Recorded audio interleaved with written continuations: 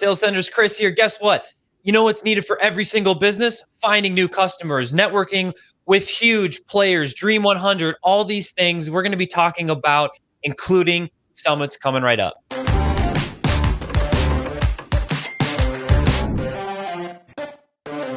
All right, so when we have these conversations in the Spotlight series, we continue.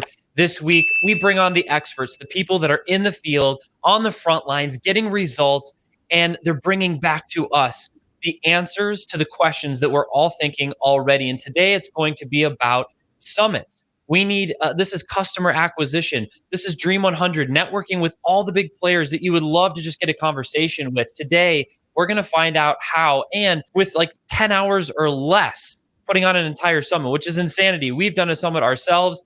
So I'm really personally curious to hear more about this whole process. And to do it, we get to talk with Steve today. Steve, how's it going? It's going really well. Thank you very much for having me on here, Chris.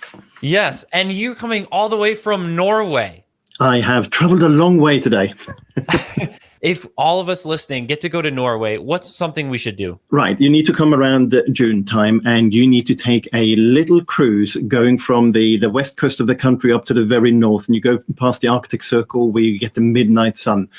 Kid you not, 24 hours of sunlight every single day during the summer. And it's an absolutely magical trip to take. Well, hey, thank you for joining us, all Sales Ascenders today. No one's going to be let down today because we're definitely going to be getting heavy into sales and some great strategies on how to build our list, on how to acquire quality leads, on how to connect with Dream 100 and other people that we'd love to get a conversation with. To grow our businesses. And there's a phrase that you just shared just before we jumped on. I think you should share it now. If we're not growing, we're dying. We're dying from a business perspective. So today we're going to focus on growth. But to do that, I'd love to hear where you started and why you ended up getting into summits and solving that problem yourself personally. So where did your entrepreneur journey start? Oh, that's a very good question. I wanted to be an entrepreneur really from a very young age. My father went bankrupt in 1973, and to cut a long story short, I could spend 30 minutes talking about it. I grew up with the impression that he was crushed by bigger businesses, making decisions that really impacted him. So I was like championing the small business and wanting to be a small business. I did a 2-year MBA after I finished my undergraduate degree because I wanted to be in the position of being successful right away. And I started, first I worked in the corporate world. I started my own business. I had 7 staff. But I realized during that time that actually my MBA taught me to be a good corporate employee. It didn't teach me how to be a small business owner. So that was quite an interesting experience. And I didn't fail in business, but I failed to succeed because I sold that business and I got 5 figures for it. And other people who sold their business, similar businesses, they got 6 figures and 7 figures for it, like millions of dollars, literally. So when I got like tens of thousands of dollars instead, I started in 2000 looking at what did I do wrong? How did I fail to capitalize on what I had? And I started studying effective marketing. How do you actually attract people? And I got really into client attraction marketing. How do you position your product so people want to buy it, not just need it, but actually they want to have it? So that's really what I focused on the last 20 years. And my career has gone from like being my own boss to working for other people. And really in 2020, I decided it was time again to start on my own. So I quit my job in July and started my solopreneur journey again. I can feel so much experience and ups and downs all in between. But now that we have a clear picture of kind of where you started and how it's led to now, I'd love to hear the comment you made about your MBA. Like you were trained to be a great corporate employee. What was the big thing that you learned, the aha moment? Because all of us listening are business owners, sales professionals, marketers. So we're in that small business. What was that big thing that you learned or difference that you learned? The difference I learned, and this was like more like 2000, 2002 after my business, was you learn when you go to business school, you tend to learn what the big companies are focusing on, because a lot of the people who go to do an MBA, they go to big businesses, so they deliver what big businesses want. That's brand advertising. That's what a corporate would do. The corporate has got a long time horizon. They can't change very quickly, and when they do advertising, they don't typically do any tracking on it. So they spend the big TV campaigns and the big billboards and everything like that, and say go to the website, and they just put the homepage of the website and create that brand awareness. You can't track it in any shape or form. And if you're going to be effective as a small business, you need to know where the money goes. What are you spending your money on and how much are you making back? And that's all about direct response. You need to be able to track those ads. You need to break down saying, how much did this ad bring in? What was the situation around that ad bringing in that amount of money? Can you repeat it? And when you have something that's proven that you can do again and again, and you can track it and you can tweak it, that's when you start making a lot more money. There we go. Tracking. It always comes down to knowing your numbers, right? Yeah, so you step into a small business world, solopreneur world, and continue to grow and build teams. What are some of the first things that you started doing yourself in order to outreach and track? Well, that's a very good question. And the answer is that when you're first starting out, it's very difficult to track. It's very difficult to track because you haven't got enough traffic to actually do it. Like, is it statistically significant what you are producing? So it's very difficult to compare this ad with that ad when you have like 3 people responding. You need to have like 300 people responding. The number one thing, and apologies because my cat is coming and interrupting the call. What's your cat's name? He is called Baby. Baby. He's Baby. We got him as a baby. He was a rescue cat, and then he was supposed to stay there for a couple of weeks, and that's not like 12 years ago. So. Wow. Okay, so Baby's not a baby anymore? Baby is not a baby anymore, and he will come back up here. I have to keep throwing him off. No worries. Well, nice to meet you, Baby. So the number one thing you need to do when you're new in business is truly to just start getting people in. You need to get the eyeballs to see your offer and look at what you're having and seeing, are they actually interested? And there's a backtrack a little bit. First of all, is like, are you actually having an offer that people would be interested in even before you start getting the eyeballs? And one of the things I advocate there is that you go and do networking events. The kind of speed networking where you go in for maybe 60 seconds or maybe a couple of minutes and you talk about your business.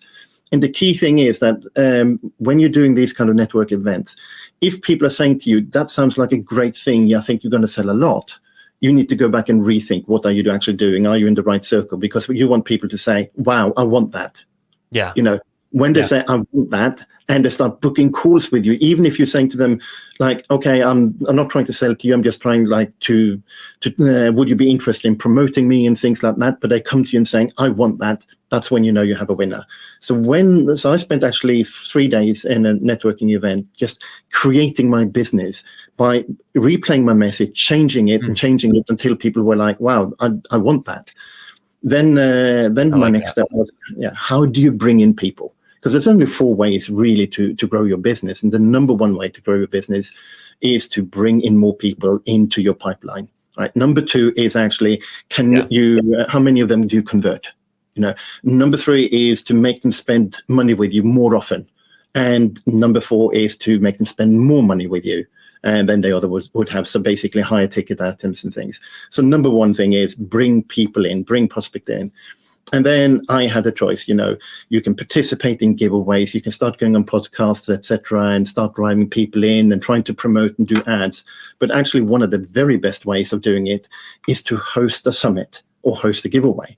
Because what happens if you do it right, you bring in speakers, whether it's pre-recorded or live, you bring in speakers, and the reason they want to come there is that they are going to get exposure. They're going to get people who are saying, I want your service. And how they're paying you is to promote the summit. Right. So first time when I did this, I had 27 speakers, and we did it over 3 days. And I built up around 650 people in my mailing list by the speakers promoting. So I went from in 3 days. Well, in promoting it for about a week before and doing the 3 days, but the speakers I had during those 3 days, they brought in 650 people to my mailing list. So I went from 100 people on my list to 750 people on my list because of the 3-day event. And that generated thousands of dollars for me. So let's hang here for a second, because I want to speak for a couple of different perspectives. The first perspective I'll start with is the person that's already done a summit, and we fit in that bucket. And so you got to help me, through a little, postpartum summit syndrome. uh, for us, it was a 3-4 month exercise. We had an agency helping us, which what we wouldn't have survived without. It was a project. We pre-recorded all of our interviews, but it was a lot of work. Now there was a payout, and we did build our list, and that was great and helpful. But um, let's walk through that perspective a little bit. Talk me off the edge. Should I ever do a second one, and why is it going to be better the next time? Oh, wow. Yeah, you definitely should do a second one. And the reason it'll be better next time is that you will have a lot more knowledge and guidance in how to do it. So the figures and how I did this will blow your mind, and it's certainly blowing minds of people I've spoken to who's been for years in the industry and have gone through the same experience as you. So I started my business on the 6th of July, and my first summit was on the 31st of August. Okay, it's a very short space of time. And I got 650 leads. Now, what I did was 2 weeks before the summit started, I went to a lady who has a speaker directory. So she has people who want to speak already. Okay. And I said to her, can you get me speakers? And she said, yes. And she got me around 20 of the speakers, and I got 7 speakers myself. Wow. She did interviews during that 2-week period, right? Okay. So she got me around 20, I got around 7. I had 27 speakers, 3 days, all live, not pre-recorded. Because pre-recorded for me was like, I have to schedule it all, I have to turn up, and I have to edit it. It's much better to just like them do a presentation. I'm not even going to do an interview because I cannot face trying to do 8 hours a day for 3 days and interview people. I had problems enough. I mean, in all honesty, one of the reasons I did a summit was that I was terrified on being camera in front of people and running a summit. So I wanted to overcome my own kind of blocks because I knew if I don't get over this kind of thing, then I will have problems making money in this business. Sure. So I put myself in that position, and I did it live with them coming in, doing it live with their presentations, had a little bit of a chat afterwards, and then I introduced the next speaker. But we literally did all of the speaker recruitment in 2 weeks, and then the summit started. And they promoted, and we had it done in 3 days. So basically 2 weeks and 3 days, everything was done. That's incredible. So if you're listening and you're like, man, a 2 or 4 week, but I guess 2-3 week initiative, if you're looking to grow your list, 300, 500, 600, maybe 1,000 plus, depending on the market year. And I suppose this is a great strategy. So what are some of the best practices that you did to keep it simple and minimal? Okay, that's a very good question. Now, I'm in a little bit more fortunate position than most people because I have a very strong business background, marketing background, and technology background. I used to work with a life coach certification company in the US where they had 100 staff, and we were putting in 1,000 people into to a live event 3 times a year. And when we pivoted to virtual, it was like 1,800 people. So I know how to build systems. Right? Important detail. Some quality experience. Exactly. So what I did was, instead of spending my time on all of the drudgery, all the admin, and trying to write individual emails, I automated it. So when I sent an email out, I sent it to all 27 speakers at the same time. I created leaderboards, like saying, you were supposed to promote, here's how many people you brought in, here's what your target was, and those emails went out automatically. And basically, by doing all of that, I reduced the amount of time I had to spend. Normally, when you do things like that, you've got to go into your affiliate system, you've got to try to dig out the information, you've got to create the emails, you send them out individually, and there's a lot of things going on because each individual speaker will have a different time they're supposed to be turning up with a different link they're supposed to have. I automated all of that. So it went really, really well, And also, I did another one in January because 650 people into my mailing list, fantastic. So I wanted to repeat the process. I did it again in January. I had 37 speakers over 5 days, and I spent less than 10 hours on the administration of that. Crazy. So a couple takeaways I'm getting so far, and hopefully as more people are joining on, hey, welcome to the Spotlight series. We're talking with Steve today about all things summits. He just shared in less than 10 hours of work, put on a whole summit, 37 speakers, and I'm struggling with some postpartum summit syndrome. As myself and my team and partners, did one just about a year ago, and but I'm being revitalized. I'm not quite there yet, but I'm getting there. And so, hearing you share some of the things you have, some of the takeaways have been, one is find somebody that already knows a lot of speakers. You said that earlier, and she sourced 20. Yeah. And another thing that you mentioned is not doing an interview. So most summits that I think about and I'm sure there's so many summits taking place, and I've only been to so many, right? But very commonly, the ones that I see are like this. It's an interview setup, interview format. So you decided not to go that direction. And what there's a couple things that I found. Like, one, it's not, everyone sees your face, they're getting more familiar with you as they're seeing you with kind of the authority figures, essentially. At the same time, after you've been interviewing somebody, you're not necessarily, it's gone both ways when you go to like pitch or continue the relationship after. But so I kind of like the idea of just have, you're kind of the host and people know that, and then at the end you just kind of do your thing.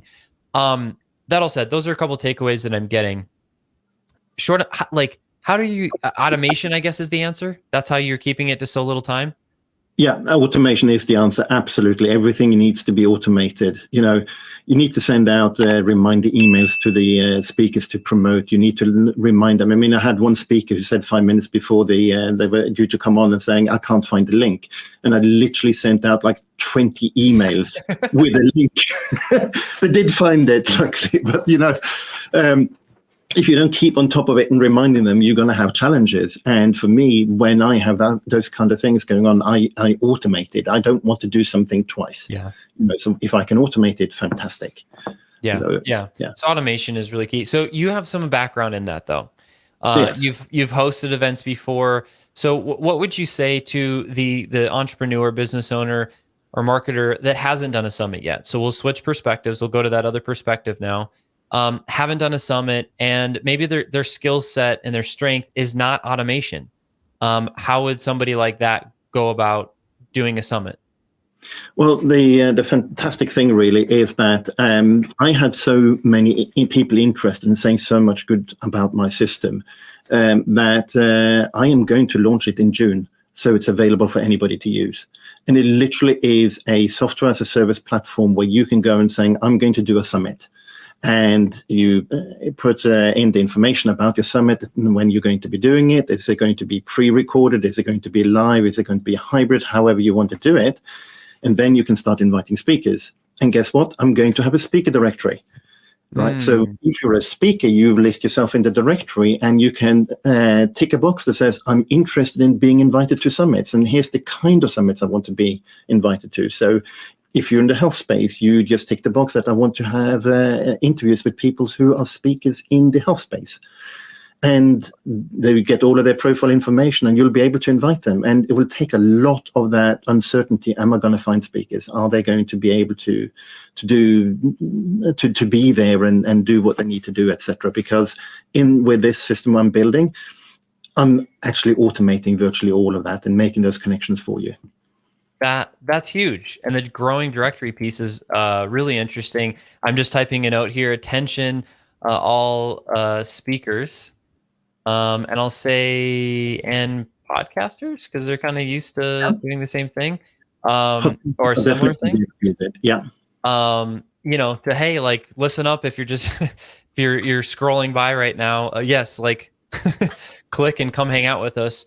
Having that trajectory directory will be huge, just for networking, connecting, finding speakers, and spreading your message, spreading the impact that you're looking to do. Okay, that one caught my attention. I'm getting closer to us. We definitely have some more things that we'll be able to launch, and always looking for new fun ways to meet new people and acquire. So so we go through this process. Now it's not as painful. Emails and other processes are very automated. Did you do your second one live as well? Yes. Okay, so you like to go all the live route, schedule them all in, and go knock them out. Yeah, absolutely. For me, if if you're going to do pre-recorded, you have two ways. Again, you can do the interview or you can ask them to submit the presentation. But typically would be more like interview style. And for me, the amount of time that I would have to spend doing it, I just didn't have that amount of time available.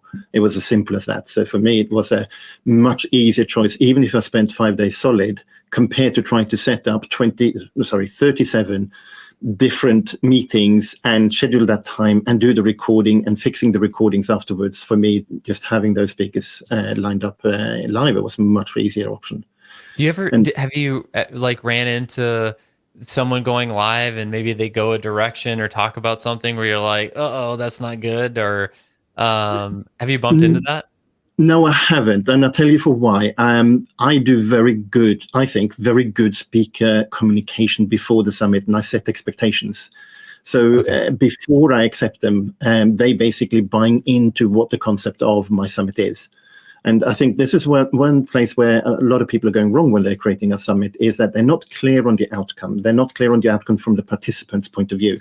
They are looking at like, what's the caliber of the speaker I'm having, and what am I going to get out from it, and building my know, like, and trust, and my authority and things, and they forget about the people who's actually going to tune in.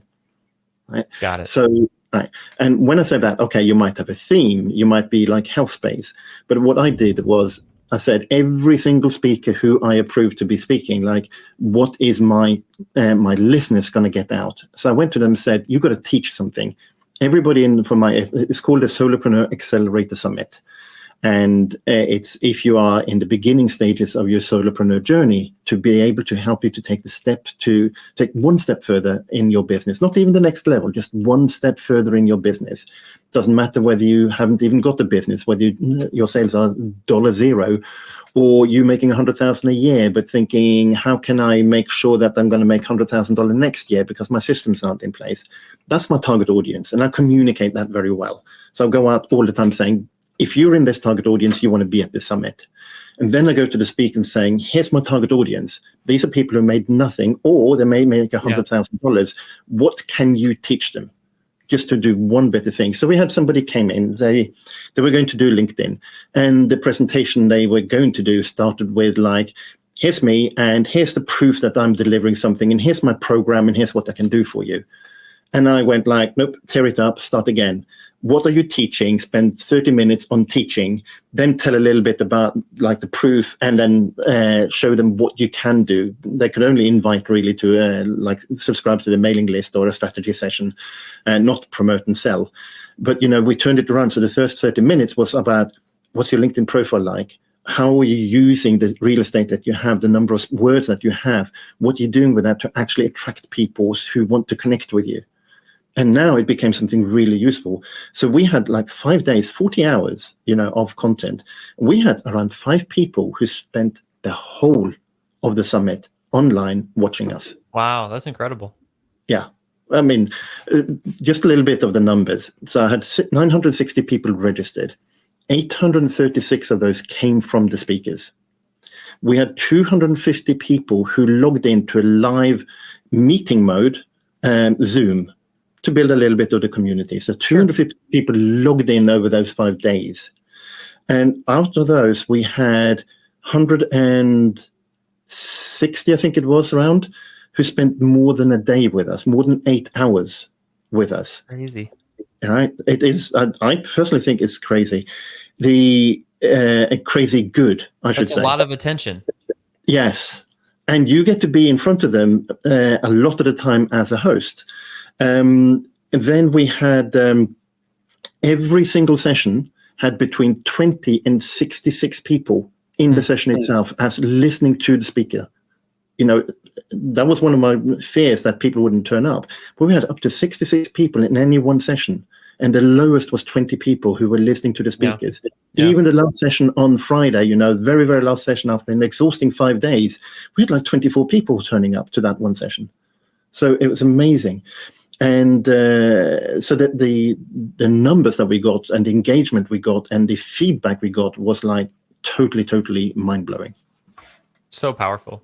So powerful. So, okay. So we're playing around with this idea of summits. And hopefully all of us here watching have attended at least one of them. But imagine it being your summit and being able to acquire new customers. You're going to have this excuse, this platform to go talk to some of the bigger players. And I think we should speak to that a little bit. We've referenced it throughout this conversation. But in getting, like, this is an excuse to go talk to all of the bigger speakers and players that we want to talk to, which could be ideal clients as well. Yes. Maybe you could talk through how you've managed that piece and strategy of who you reach out to and why. Well, so I've done the summit twice, and the first one was it wasn't a struggle, but I used the authority and the familiarity of the person who was helping me to get the speakers. Obviously, on the second one, they contributed a lot more. I still asked them to help a little bit to fill up some spaces, but I got a lot more. So they still got, I think it was actually less than 20 speakers, and I had 17 speakers. But then I had speakers coming to me and saying, "Hey, I've heard about the summit. I would love to be involved." So that is as a change in itself. And then for the next one, which I'm doing in May, is I'm going to reach out to, and I am reaching out to people who have much bigger lists, who have much more authority, who can promote the summit and also be like a name draw for that. Because now I've got two of them successfully established, and I've got the figures, I've got the KPIs to show that people actually turn up and listen to this. And, you need to build on what you already have and just expand. Yeah.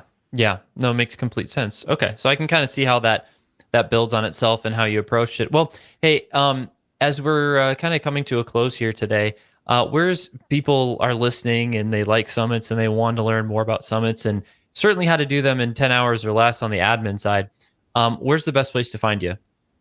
Well, we have a website at the moment, summitraptor.com, and you can go there and have a little bit of look at the system itself, a little bit information about what it's going to be providing. It's really the website is trying to catch up with what we're developing, because we're developing a whole ecosystem here, really, for people who want to run events and summits and giveaways and wanting to speak on stages, etc. So you can join the waitlist there, and if you join the waitlist, we'll send you out emails from time to time just saying, "Hey, here's what we're doing." And as we're coming up towards June, we're going to be starting to bring in people who want to use this in beta version, and then 11th of June we're going live with the big launch to make this available. And we're really going to make it affordable for people to run a summit. I know.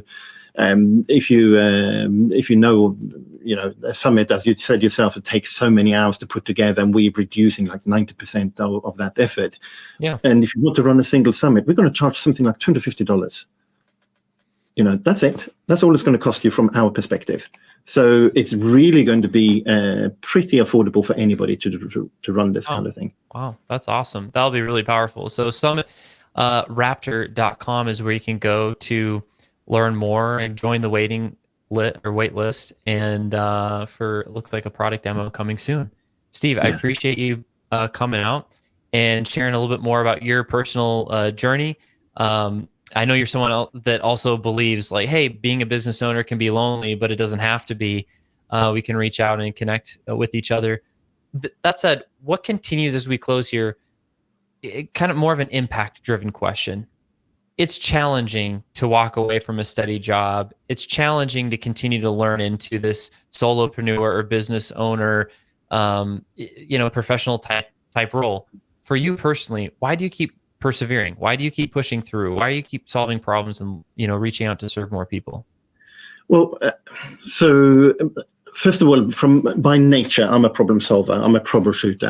I make sure that things work together and work very, very smoothly. That's just the way my brain operates, and always have. I've always tried to seek solutions to problems. But more to the point of like being a solopreneur, because you don't have a structure around you to support you. If you want to go to the CFO, to the chief financial officer, it's you. It's not somebody else who can give you the answers. You've got to figure it all out. So first of all, I always advocate, get help, get people to help you. Even if you're a solopreneur, you need to build a network of people, of coaches, of professionals, of VAs can actually help and support you. But more for me, more than anything else, is I am in charge of my destiny.